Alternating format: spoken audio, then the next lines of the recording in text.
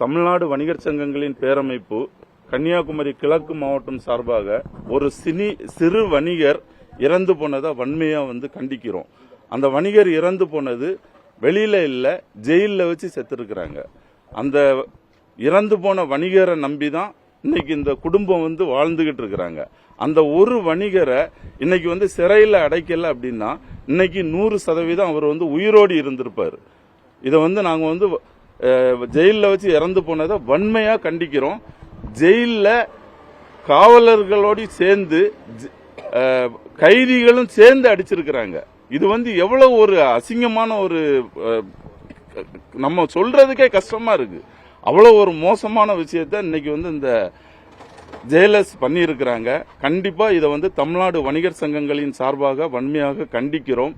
இந்த குடும்பத்துக்கு தேவையான அந்த ஒரு சிறு பையன் இருக்கிறான், 4ஆம் கிளாஸ், 4 வயசாச்சு அந்த பையனுக்கு. அந்த பையனுடைய 100% படிப்பு செலவை அரசு ஏத்துக்கணும். இது போக அந்த குடும்பத்துக்கு 1 கோடி ரூபாய் நஷ்டஈடு கொடுக்கணும். அந்த 1 கோடி ரூபாய் வச்சுதான் அந்த குடும்பத்தினுடைய வாழ்வாதாரம் மேம்படுத்தக்கூடிய ஒரு சூழ்நிலைகள் இருக்கு. அதனால 1 கோடி ரூபாய் கண்டிப்பா கொடுக்கணும்.